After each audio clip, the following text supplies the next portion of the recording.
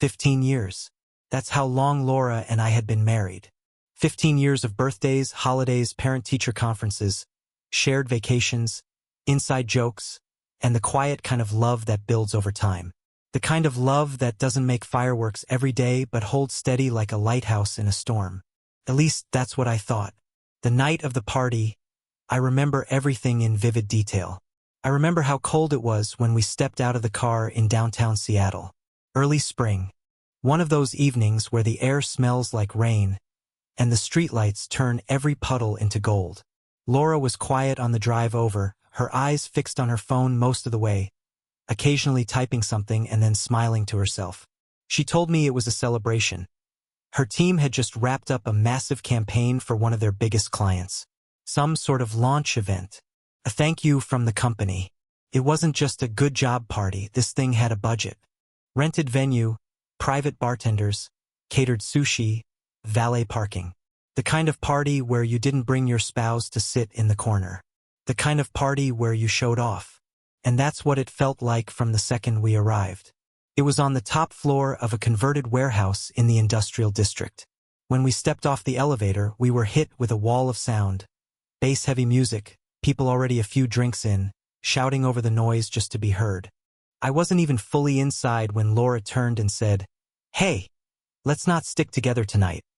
Okay? I want to be able to move around without worrying." She smiled when she said it like it was no big deal, but something in her tone, in the way she barely waited for me to respond before walking off, felt colder than the wind outside. I watched her disappear into the crowd like she couldn't wait to not be beside me. I stood near the entrance for a few moments, unsure of what to do with myself. Everyone looked like they belonged. Tall heels, tailored suits, glammed-up confidence. I was wearing a blazer and dark jeans, trying to strike the balance between formal and not trying too hard. Apparently, I missed the mark. No one looked twice at me. I was invisible the moment we walked through the door. The loft itself was stunning. Exposed brick, Edison bulbs hanging from the ceiling, a skyline view of Seattle glowing in the windows. There were long tables covered in high-end appetizers, champagne flowing like water, and at least 3 separate groups doing sh*ts like it was someone's bachelor party. People were dancing, flirting, laughing with their heads thrown back. Laura? She fit in perfectly. She floated through the crowd, laughing at every joke, tossing her hair, hugging people I didn't recognize. She looked happy, but not the kind of happy I usually saw from her. This was a different version of Laura. Lighter, looser, almost like she'd taken off a mask, and what I'd known all these years had been the disguise. And I stood at the edge of it all like someone who got dragged to a wedding where he didn't know the bride or groom. I tried making small talk with a guy I recognized from Laura's office holiday party. Can't even remember his name now. He gave me one of those half smiles, nodded, and said something about the bar being stocked. Then he was gone, lost in the crowd before I could ask how he'd been. No one really cared that I was there. Not even Laura. Especially not Laura. She was wearing a dress I'd never seen before. Red, tight, low in the back. It hugged her in a way that was designed to make people look twice, and they did. Especially the men.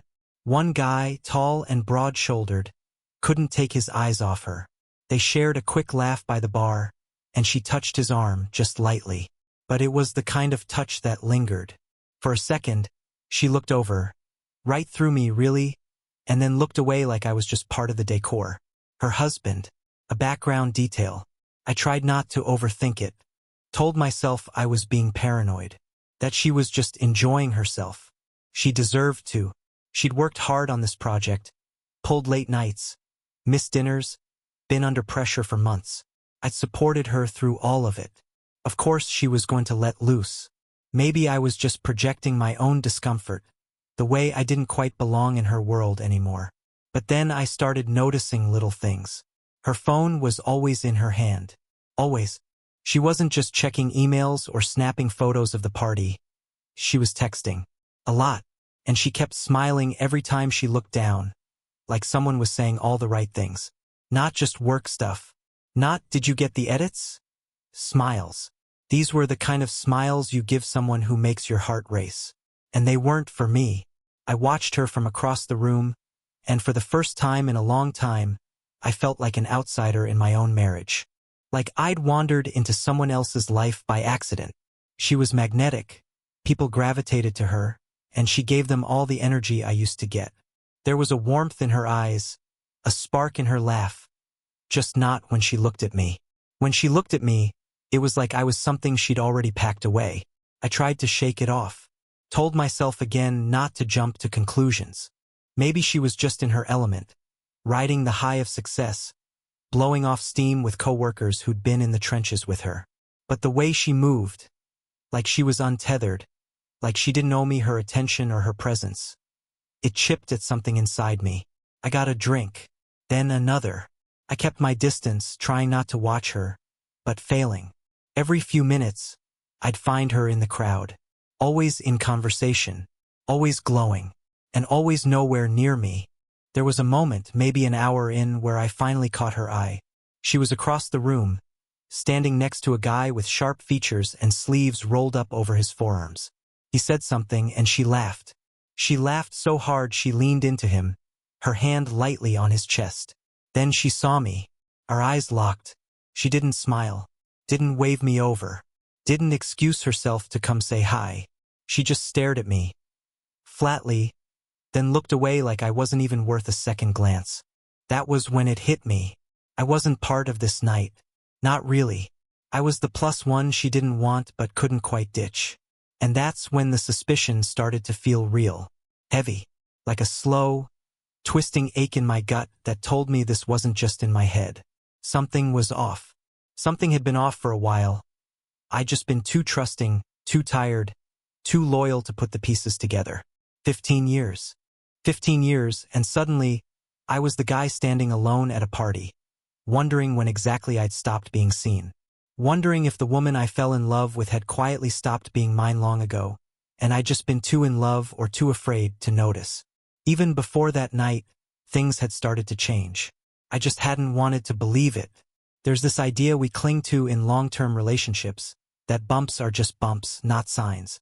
That busy doesn't mean distant, and that if someone says they love you, they do. That people grow, sure, but not so far in a different direction that you wake up one day and barely recognize the person next to you. But the signs were there.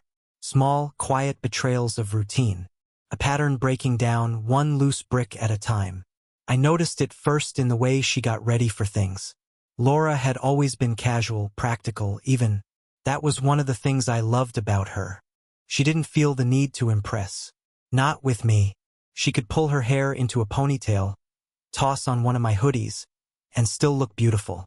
Effortless. Real. But over the last few months, there'd been this shift.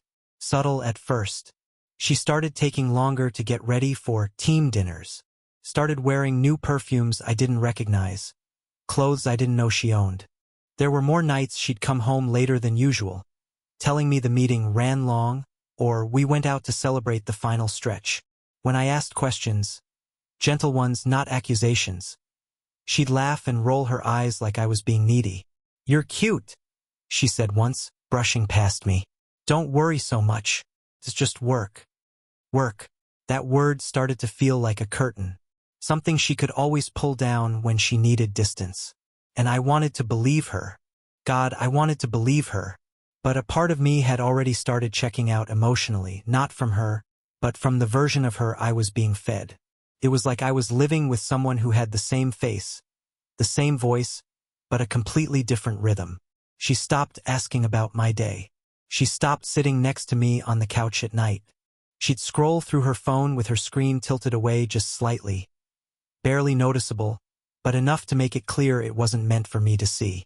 And when I touched her, not in a demanding way, just a passing hand on the small of her back, or brushing her arm in the kitchen, she'd stiffen, like she wasn't expecting it, like she'd already stopped being touched by me in her mind.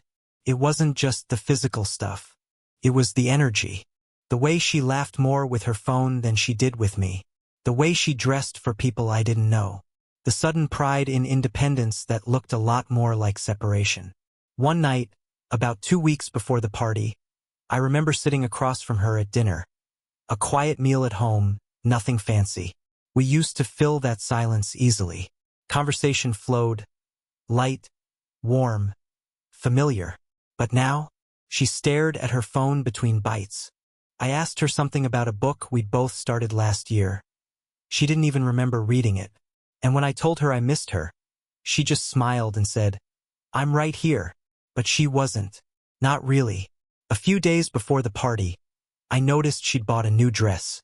I found the receipt in the trash boutique in Capitol Hill, way more expensive than her usual taste. A slinky kind of dress, judging by the photo on the tag. Deep red. Backless. Not something you wear for a work event. Definitely not something you wear around your husband without a heads up. She'd never worn anything like it around me. I didn't say anything at the time. I didn't want to be that guy. I didn't want to look jealous. But that's when the anxiety really kicked in. Not the stormy kind. The quiet kind. Where every glance at her phone feels like a warning. And every, just a quick meeting, sounds like a lie you don't want to unravel. That week, she started putting passwords on things she hadn't before. Her phone, her laptop, said she had sensitive client files, and I believed her for about 2 seconds. Then I realized she wasn't protecting her work. She was protecting her space. Her new space, the one that didn't have room for me. The morning of the party, I told myself to be supportive. Be normal. Show up, smile, clap when she's called out for the project. She'd said it was important to her, that it was a big milestone. There'll be a lot of people there, she said. Important faces. Just try to enjoy it. She didn't invite me like someone proud of their partner. She invited me like she had to, like I was a box to check. Still, I went. And even that morning, something felt off. She spent over 2 hours getting ready. That wasn't like her. I heard the hairdryer go off 3 different times. The closet doors sliding open and shut. Hangers clattering. The soft thump of heels on the hardwood as she paced in and out of the mirror. I knocked gently once and asked if she needed help with the zipper. She told me to wait downstairs. Her voice was flat. Not irritated, just done with me. When she finally came down the stairs, I didn't even recognize her for a second. Not because she looked different, though she did, but because of how she carried herself. Chin up. Confident. Detached. Like someone playing a role. Like a version of herself I'd never been allowed to see until that moment. The dress was the red one. Tight. Low-cut. Risky even for a night out, let alone a work function. Her hair was styled in a way I hadn't seen since our honeymoon. Her makeup was bolder. Smoky.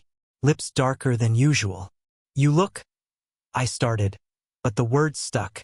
She didn't wait for the compliment. Just walked to the mirror, adjusted her earrings, and said, "Let's not stick together too much tonight. I'll need to move around." That was the first crack in the glass. We barely talked on the drive over. She texted the whole way. When I asked who it was, she said it was her team, logistic stuff. But I saw the way she smiled at one of the messages. That soft smile, the kind you give someone who knows a private joke. Not the kind you give to a Slack ping. She didn't show me the messages. Didn't offer. And I didn't ask. I just gripped the steering wheel a little tighter and stared at the road. Already knowing that whatever this night turned into, I wasn't going to forget it. She was tense in the elevator ride up to the loft. Rechecking her lipstick. Flipping her hair over one shoulder. I reached out and touched her hand lightly, and she pulled away. Not suddenly. Not rudely. Just enough. Just enough for me to feel it. Like I didn't belong. And then we stepped into that loft. And I realized I was right. The way she moved. Through the crowd. Past the bartenders into conversations. It was like she'd walked into her real life. The one I wasn't part of. She didn't even introduce me to anyone. Didn't hold my hand. Didn't look for me when she laughed or posed for photos. She was someone else.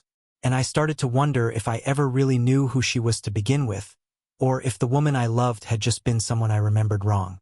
It was past the halfway mark of the night when it happened. I'd stopped checking the time.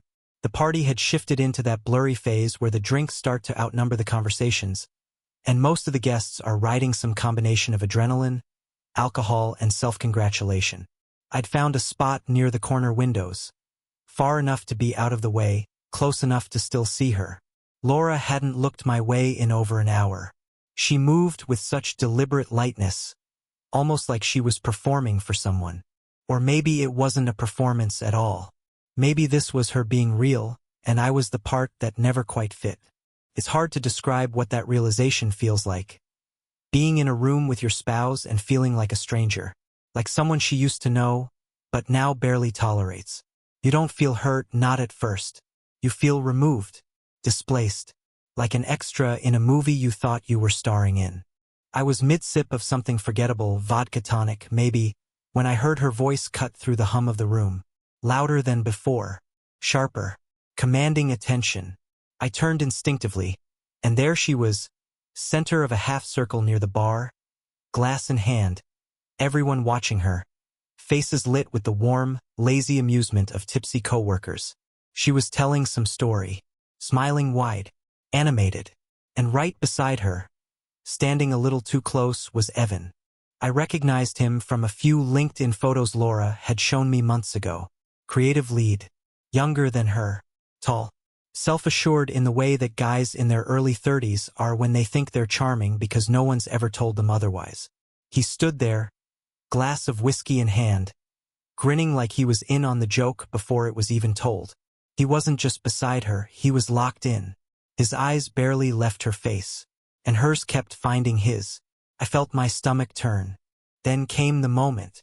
I didn't catch the setup. All I heard was the punchline. Laura, standing in front of people we'd both met, some I'd welcomed into our home before, saying something loud enough to pierce through the laughter. Honestly, if I had to explain SEO to my husband one more time, I think I'd have to start charging him consulting fees. The room cracked up. Big open laughter. People doubled over. Someone actually clapped. I stood there, stunned. My drink frozen halfway to my mouth. She'd said it with a smile. Said it like a joke. But it wasn't funny. Not to me. And not just because of what she said, though that would have been enough, but because of how she said it. Like I wasn't standing right there. Like I wasn't even real. I saw her look over at Evan, mid-laugh. Their eyes met, hers shining, his amused. He tilted his head just slightly toward her, and she leaned in for half a second, her hand grazing his arm like it was instinct. Like something they'd done before. I didn't hear what she said next. The noise around me felt muted, like I was underwater. The people around them kept laughing. Some glanced toward me. Quick, embarrassed looks that disappeared the second I noticed them. One woman winced and looked at her shoes. A guy from HR whispered something into another's ear and shook his head. And Evan, he didn't even pretend to be surprised. Just sipped his drink and smiled. Like everything was going exactly as expected. I felt the blood drain from my face. That's when it clicked. It wasn't just a joke. It was dismissal. It was public rejection. It was permission for others to laugh at me. Not behind my back, but in front of me while she watched. It was a declaration. She was done with the pretending. The worst part wasn't the joke. It wasn't the laughter. It wasn't even the way Evan looked at her like he'd earned something. It was that she felt safe doing it. Safe enough to humiliate me in front of people because she believed I wouldn't push back. That I'd just take it. That I didn't matter enough to warrant consequences anymore. That was the part that broke something in me. 15 years.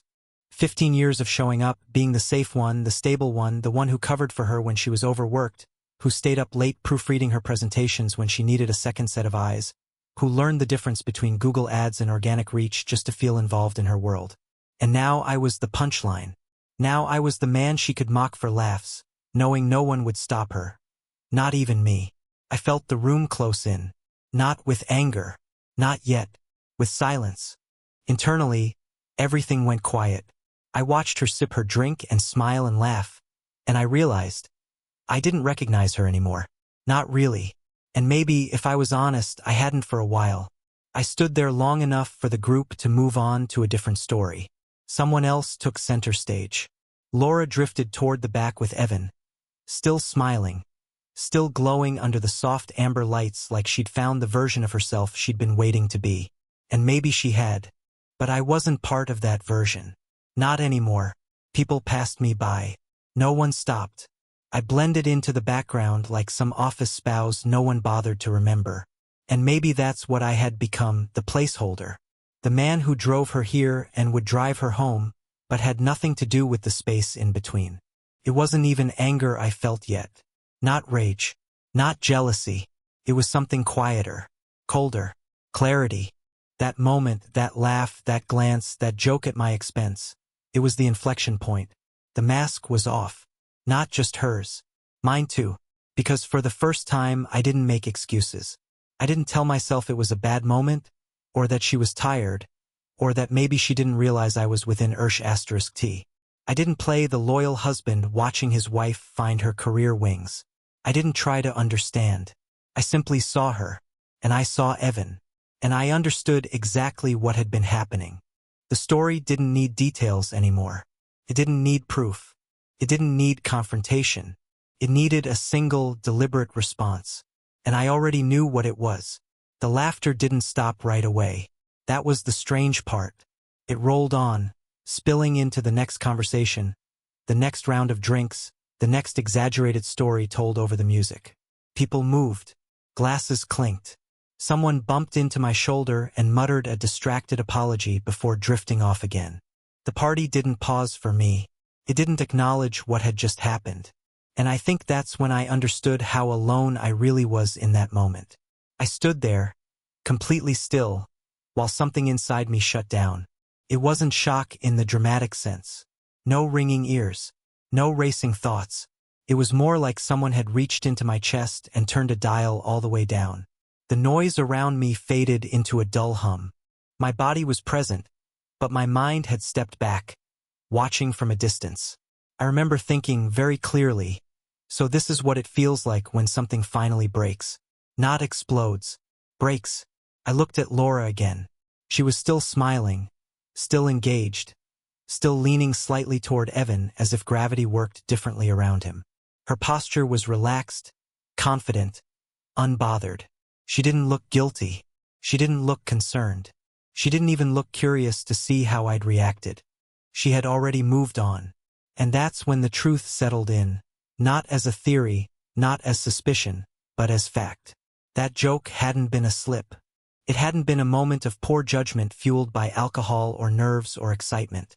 It had been intentional, casual, practiced even, the kind of comment you make when you've already rehearsed the version of reality where the person you're mocking doesn't matter anymore. Public dismissal requires private permission. She wouldn't have said that if she still saw me as her partner. I thought back over the past few months. Every late night, every work trip, every distracted smile at her phone. All the moments I'd quietly filed away because confronting them felt harder than trusting her. All the times I'd chosen comfort over clarity. This was the bill coming due. I realized then that humiliation isn't about being laughed at. It's about being stripped of your place. She hadn't just embarrassed me. She'd removed me from the role I thought I still held. Husband. Equal. Someone whose presence required respect. I was none of those things to her anymore. I wasn't angry yet. Anger comes later, when your pride starts fighting back. What I felt then was something closer to grief, but not for her. For myself. For the version of me that still believed loyalty would be returned just because it had been given faithfully for years. I'd been living under the assumption that love was enough to keep a marriage intact. That if you showed up, stayed steady, absorbed the stress, the distance, the changes, things would naturally rebalance. I see now how naive that was. Love without boundaries isn't love. It's permission. And I had given her plenty. The clarity was brutal, but it was clean. There was no more guessing. No more, maybe I'm overthinking. No more benefit of the doubt. The moment had clarified everything in a way no private argument ever could. She didn't respect me, and she hadn't for a while. I watched Evan say something to her. Something low, something meant only for her, and she laughed again. Softer this time. Mate. The kind of laugh you don't project outward. The kind you share. I wondered how long that had been going on. Not the physical part, though I suspected that too, but the emotional realignment. The slow shifting of loyalty from home to elsewhere. The quiet comparison. The mental exit. People don't leave marriages all at once. They leave in stages. First in their heads, then in their habits, finally in public. I was witnessing the final stage. I didn't confront her. Not because I was afraid, but because I suddenly understood that confrontation was pointless. You don't argue with someone who's already rewritten the story in their head. In her version, I was already obsolete. So I stood there and let the moment finish unfolding without me. I finished my drink without tasting it. I set the glass down carefully on a high-top table. I smoothed my jacket, straightened my posture, and took a slow breath. No one noticed. No one ever does when the internal shift happens. From the outside, I probably looked like a man quietly collecting himself. Inside, I was letting go of the urge to explain myself, to earn back something that should never have been taken, to fight for a position I no longer wanted. Because here was the final truth, the one that hurt the most but freed me completely. I didn't want to be married to someone who could do that to me, not even if she begged, not even if she apologized, not even if she claimed it was a joke that went too far. Once respect is gone, love doesn't survive. It just lingers out of habit, and I was done living on habit. I glanced around the room one last time, the lights, the laughter, the careless celebration, and understood that this night would be remembered very differently by different people. For them, it was a party, a success, a milestone. For me, it was an ending, not dramatic, not loud, just final. And as I stood there, calm and invisible, something else settled into place alongside the loss. Resolve. Because the next thing I did wouldn't be emotional. It would be deliberate, and it would change everything. I didn't leave the party right away. You'd think that I'd storm out or call her out, or do something messy, something loud. But no, I stayed. I stood there a little longer, absorbing the finality of everything I had just accepted, letting it wash over me like cold air on raw skin. I didn't want to make a scene. I didn't want pity. I didn't want anyone remembering this night because I lost control. I wanted the memory of me to be clean, dignified, forgettable. People kept moving, laughing. The beat of the music thrummed through the floor like a second heartbeat. Laura was still with Evan, her hand now casually on his shoulder. He leaned in to say something, and her body turned just enough that their conversation was physically closed off from the rest of the room. From me. She didn't know she'd already lost me. Not in the way that counts. That's the thing no one tells you about real endings. They don't always come with shouting. Sometimes it's just a breath, a shift, a single step taken in silence. I took that step. Literally. I turned from the crowd, from the bar, from her, and walked across the room toward a woman named Dana. She was the event coordinator hired externally. We'd spoken briefly earlier that night when I'd complimented her on the lighting setup and how smooth everything was running. She'd been surprised I noticed the details. I remembered thinking she was professional, sharp, and more in control than anyone else in the room. She saw me coming and gave a polite smile. "Everything okay?" she asked. I nodded. "Could we talk privately for a moment?" She hesitated, then gestured toward a smaller hallway near the staff kitchen. "Sure." Away from the noise, I pulled out my phone, opened the email chain we'd exchanged earlier in the month. I hadn't thought much of it at the time. Laura had asked me to help secure partial funding for the party through one of my professional contacts, someone I'd worked with on past sponsorship deals. I had agreed, like always, because it was Laura, and I believed in supporting her wins. I tapped a few keys, pulled up the contract. The sponsorship agreement wasn't just for the venue. It was linked to a full Q2 budget projection tied to Laura's department. The kind of support half her team was counting on staying in place to float the next round of launches. I looked at Dana and said, "I need you to flag this sponsorship. Consider it revoked as of now. There will be a formal notice first thing tomorrow morning. For tonight, just make sure no one from the client side leaves with the impression they're locked into anything past this event." Her eyes widened slightly. Sorry, are you sure? That's going to cause. I know, I said, calm, clear. I'm sure. She was quiet for a beat, then nodded. Understood. I thanked her and walked back toward the main room. No one noticed. Not Laura. Not Evan. Not the suits walking around with plates of truffle sliders and craft cocktails. Not the interns filming videos for the company's socials. The party kept going like nothing had changed. But I knew. I had taken my first step. And the rest would follow. I moved through the room like a ghost after that. People bumped into me and kept walking. No one asked how I was doing or where Laura was. Most of them didn't remember my name. I was just her husband. And after tonight, I wouldn't even be that. And strangely, that thought didn't hurt. Felt clean. I walked past the balcony doors where a few people stood smoking and laughing about some office prank.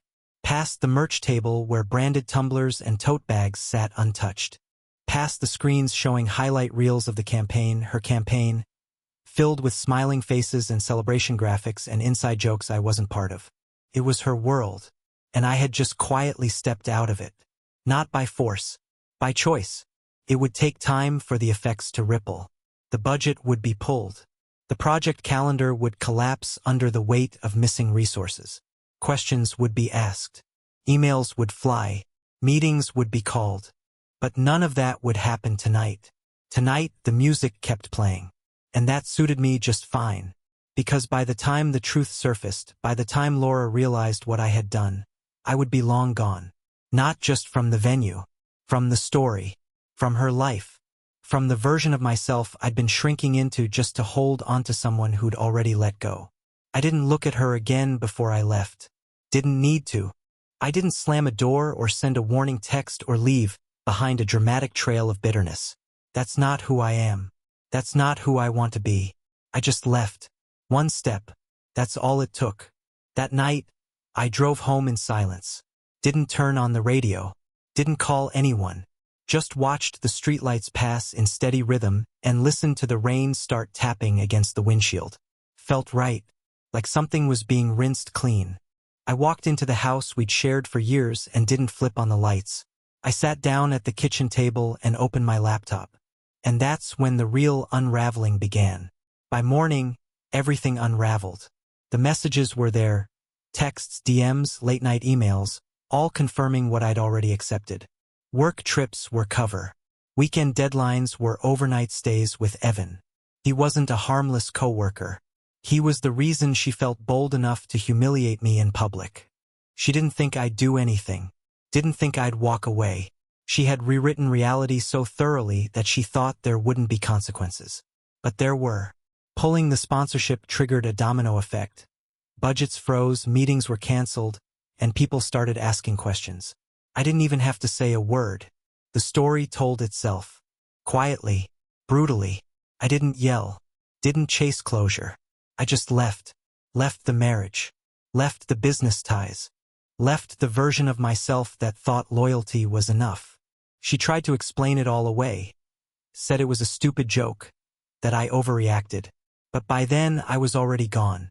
The house was quieter without her. Not empty, just peaceful. People asked what happened. I told them it ended with a joke, and I finally got the punchline. Sometimes you don't need revenge or chaos. Sometimes the cleanest break is walking away before they even realize the damage they've done. My silence? That was the final word.